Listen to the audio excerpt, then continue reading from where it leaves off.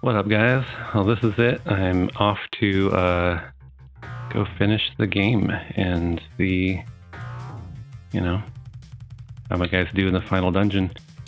Honestly, I've only gotten to the final dungeon of the game about maybe 2 or 3 times in my whole life, and I don't know why that is exactly. Maybe my interest wanes a little bit as the game goes on.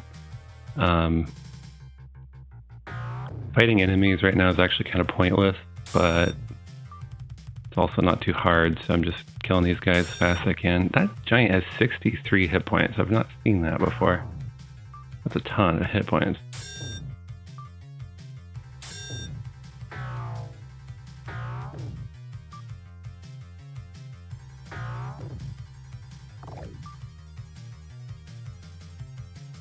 So, I guess as I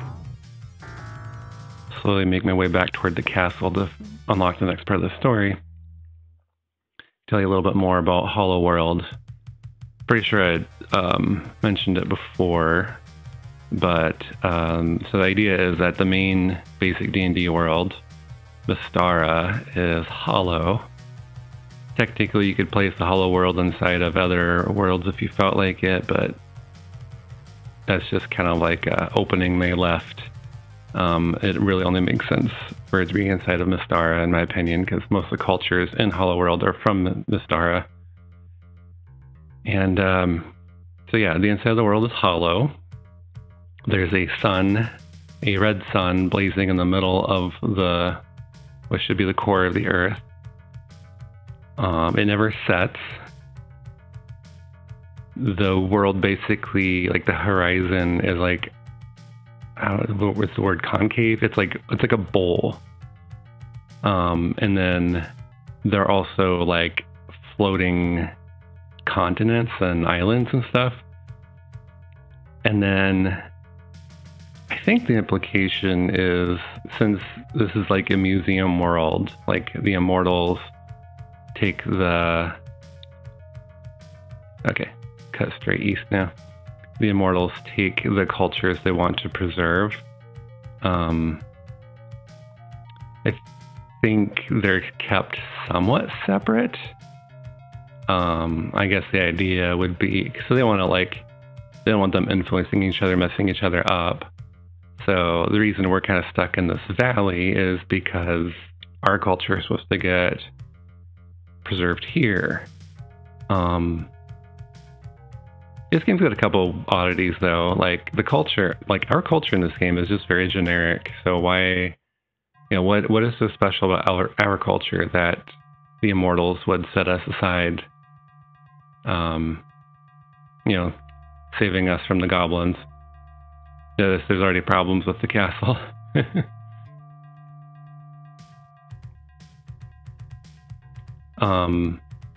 So the slight problem there's nothing unique about our culture. So there's no reason the immortals would preserve us. And then, of course, we're adventurers, so we don't stay inside the confines of our valley. We start exploring and encountering the other cultures and whatnot.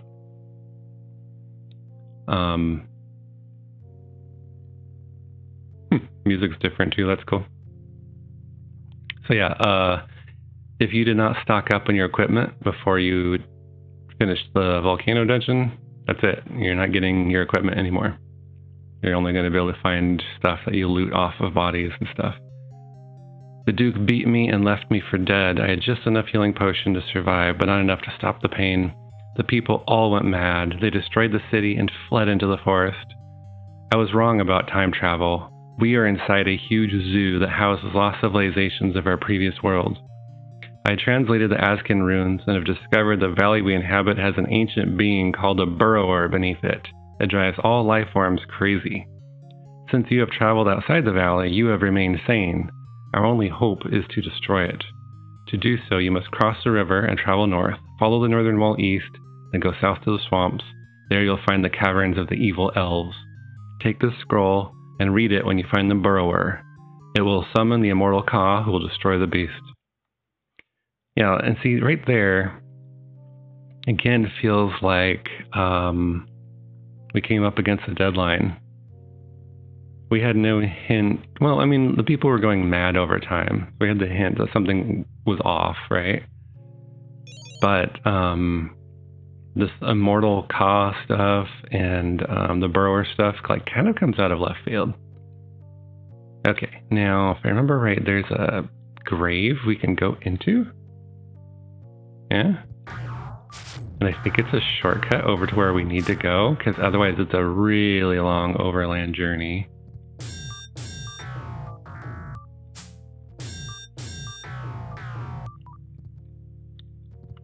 Alright.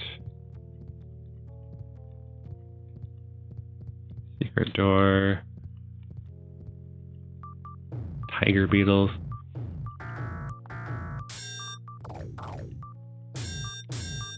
So yeah, kind of odd.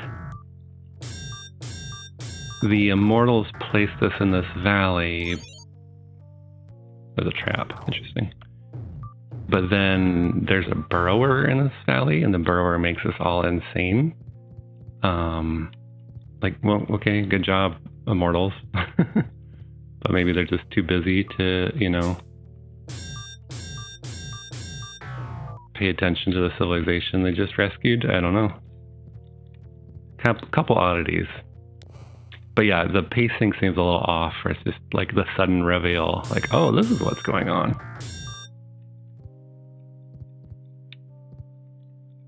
I honestly don't remember there being any more good treasure for the rest of the game, so I'm not so worried about that. And, I mean, we're already set up. Like, well, we have armor class. Whoa, basilisk? Alright, I think D&D basilisk turn you to stone. So we'll be saving the game and being careful because we don't want to be turned to stone. I think we'd have to go all the way to the swamp or the jungle to fix that because I don't have... I think it's a wizard spell that cures that, so...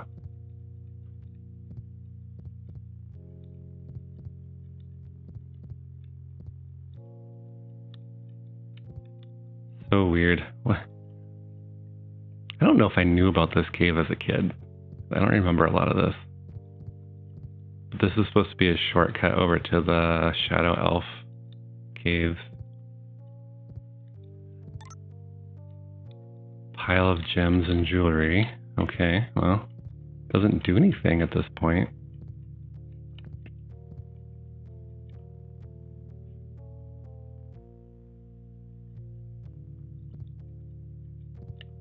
Another stone giant.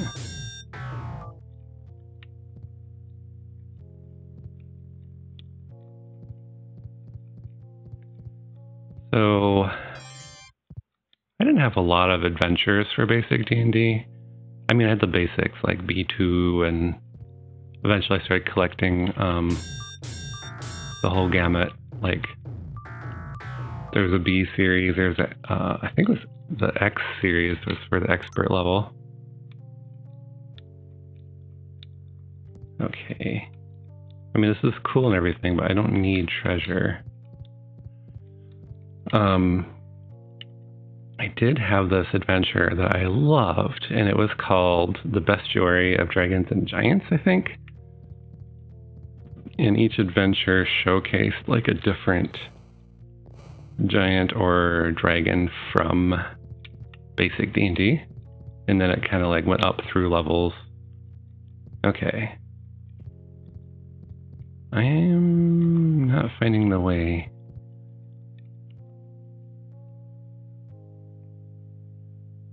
It's gotta be something.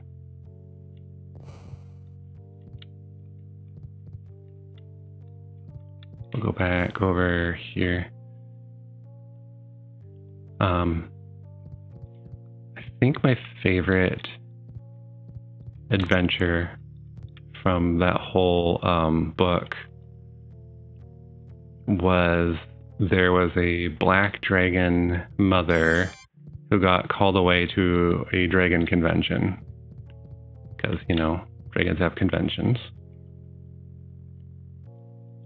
And she polymorphs herself into a human or an elf. I don't remember.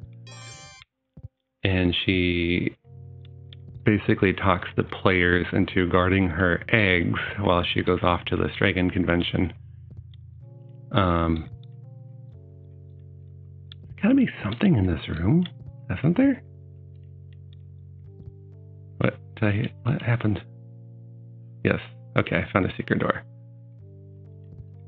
So you spend the entire adventure protecting some dragon eggs, and if you come back, there's a black dragon that's now your friend. Speaking of dragons, oh, it's a pyrohydra. So what, fire-breathing hydra?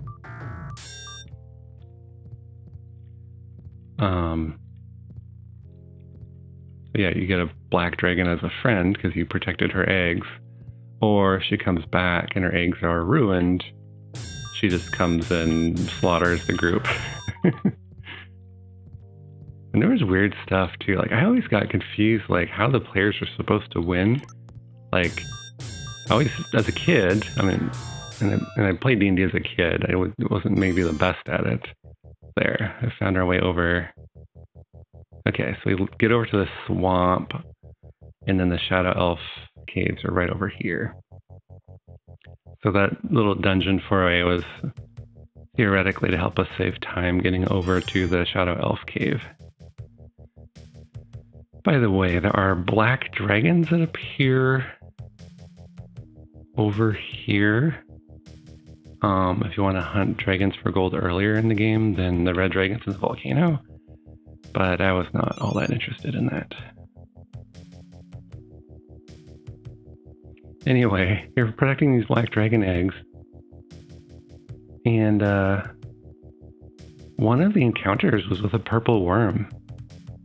And I tried to follow the rules. I'm like, if the players fought a purple worm, like toe-to-toe, several of them would die. Like, that's just a statement of fact right there. So I always like came up, like if they came up with creative ways, or like I was always like way too lenient because I didn't actually want my friend's character to die. So it was like, if you go hide in this cave, then the worm can't get you there, and then you can just fight it, and then he gets all the experience for killing the worm, even though he didn't actually fight it toe-to-toe. But I don't know, one of the later adventures, you fight like one of the immortal dragons, or I don't know what they're called. It's like Pearl Dragon, and like the weird like gemstone names. And this one's like just kind of toying with the group, and like you're supposed to like get his tooth or something. But he's like toying with you. He's like, go ahead, take it. And then he breathes on you. But like dragons in basic Dungeons & Dragons, their breath weapon did an amount of damage equal to their total hit points. And this guy had like 300 hit points. I'm like, you just die. A voice booms out. These passages have been sealed by the ancients. The medallion has granted you passage, but beware, you now enter the realm of the dark elves. So the medallion you get off of that merchant. The words on the top of the scroll help you decipher the markings. You chant a phrase and pass. We need more million as well. So these are doors, I guess.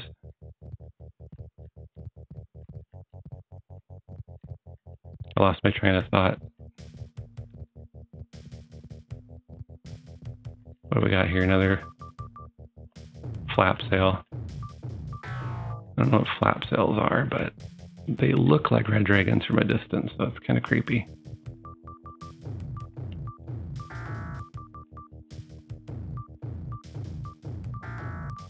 Yeah, I lost my train of thought here, but... Oh yeah. Yeah, this dragon just straight up breathes like 300 points of damage. Like, there's literally no way for any character at any level to survive that. Because remember, past level 9, you get capped off. So you don't even get... Oh, all these kind of secret doors, I guess. So, a fighter, for example, You only get 1d8 hit points. At most, you can get +3 Constitution bonus for hit points. So at most, 11 hit points per level if you rolled maximum every single time.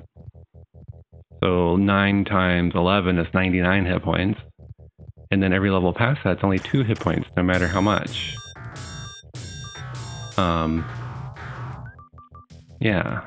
So how are you supposed to survive a 300 hit point breath attack, even with a successful saving throw? Oh, these are the dark elves, yeah.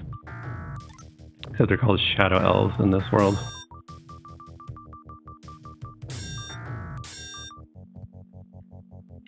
I mean, we don't worry about the loot.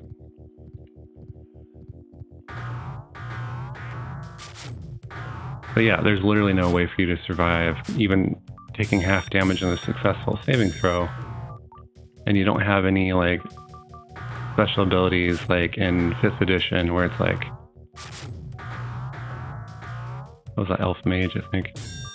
Like, some character classes take, like, 0 damage from, like, when they have a successful save.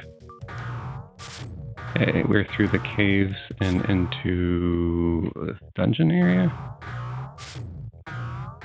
Elf Captain, well, he's dead. Elf Lieutenant. Don't care about the loot, don't care about the loot. I think this is supposed to be their city.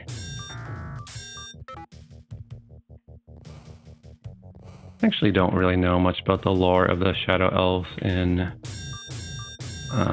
Mystara, other than they have traditionally been depicted as having more purple skin, whereas the Drow Elves usually have more like black skin in the other worlds. Don't really know the significance of it. Also don't know that they're necessarily like just all evil, but they are subterranean elves. In fact, I don't think the main world knows about them much.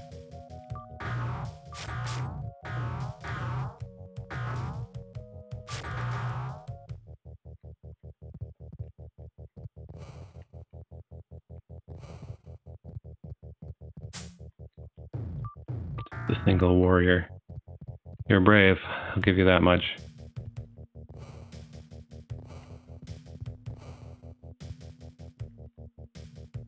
Okay.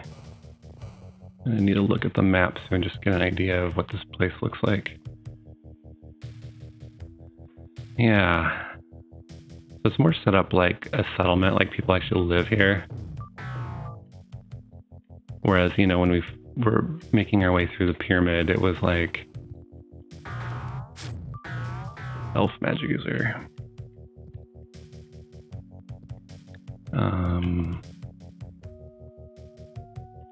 The pyramid was like set up. Ouch! Suppose that was a fireball or something. I don't know why the thief was unaffected.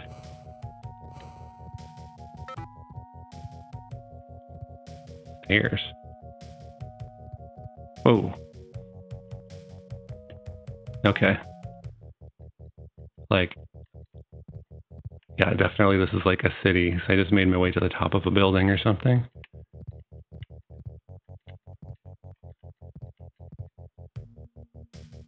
Okay.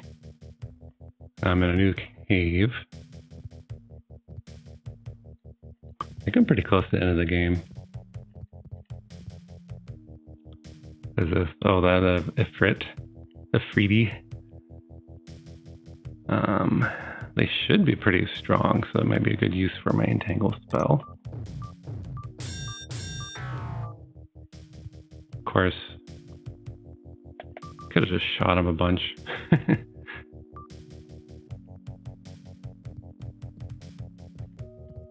Yeah, we're definitely getting towards the end of the game here.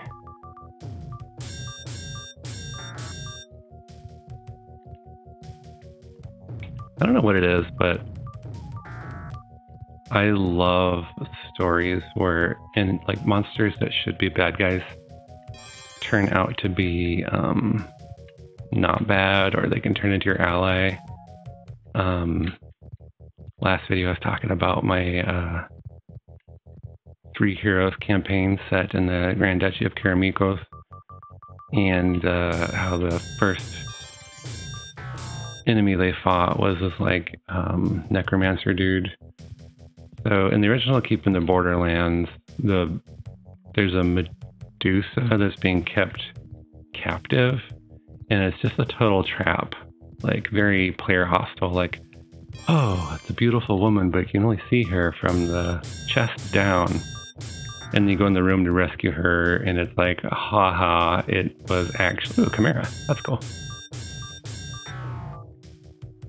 Like, haha, it was actually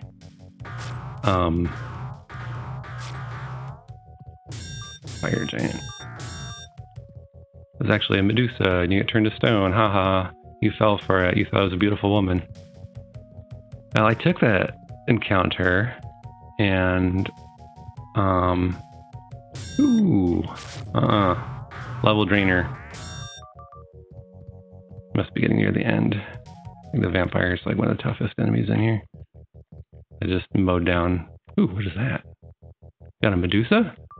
Speaking of Medusas. Oh, she had no hit points. Anyway, I just had it that the evil necromancer dude was like doing experiments on her. And so when they go to rescue her, well, the necromancer's not an idiot, so he put a bag over her head so she couldn't turn people to stone anymore. And so like, oh, here, we'll get that bag off your head. And she's like, no, he tortured me and disfigured my face. Oh, okay, you can leave the bag on your face then. And then when they go to confront this evil necromancer, she takes off the bag and turns him to stone. And then, great recurring villain moment too, because then they leave him where he is. And later, some of his henchmen turn him back into flesh, and he becomes a villain later in the story. Ooh, this is it. This is the end of the game already. Alright. The Burrower. You use the scroll to summon Ka.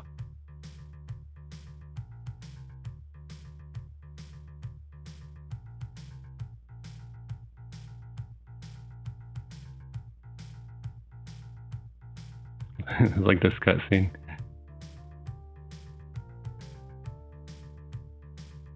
Ka tears the Burrower's tentacle off.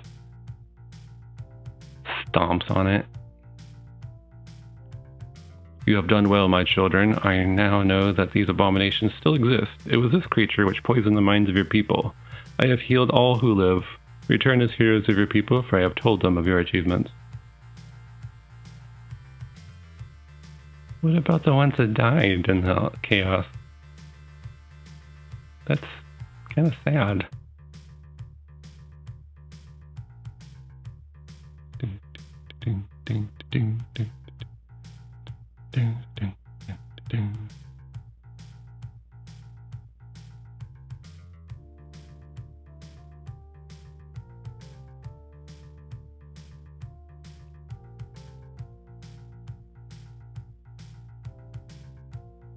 My heroes, I was not myself and treated you unfairly. Allow me to attempt amends. Each of you will be the leaders of your guilds.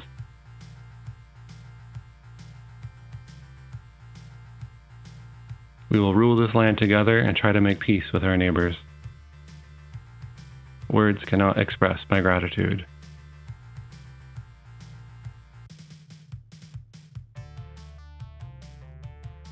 Warriors of the Eternal Sun, an official Dungeons & Dragons, all rights reserved product. Designed and developed by Westwood Associates.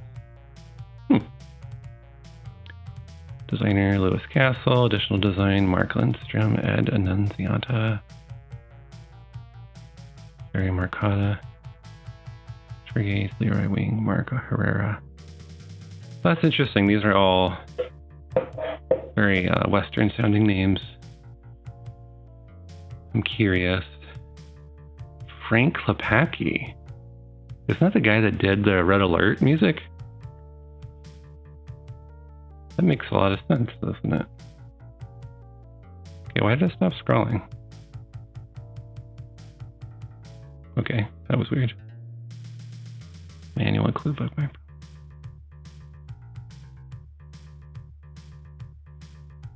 That's interesting. So it makes sense. The storyline, more or less, keeps with what was going on with basic Dungeons and Dragons. So that makes sense. Have you seen my cat? So there was not a translation to Japanese and then back. Uncle Otto for just being there. Yeah. This is cool. I like this. I don't know how many games were developed in the West like this, though. So this is really interesting. I just kind of assumed almost every game was designed in Japan and then translated over to English.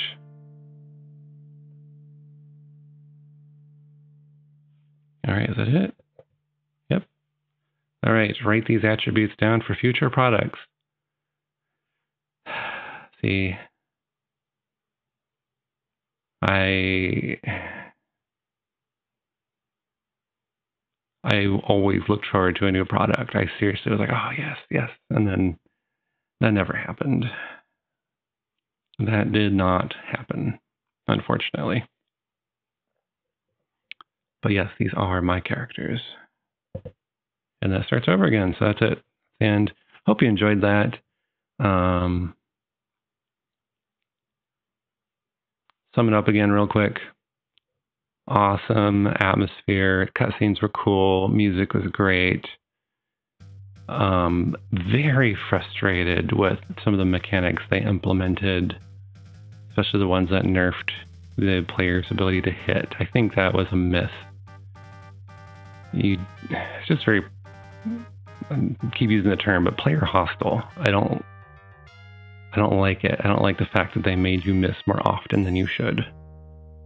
I don't know why maybe they thought it was a more interesting game that way or something, but I did not like that at all. The dungeon scenes actually end up being way too easy because you can exploit the enemy AI. But, you know, whatever. You still feel good while you're doing it. It's fun exploring. Overall, the game's pretty fun. Would have been better if they hadn't nerfed your ability to hit. Storyline was decent, I guess. But yeah, I don't know. Wish we had seen more games like this. I thought it was a pretty cool.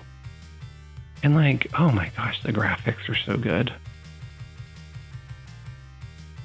You just didn't see stuff like this in other,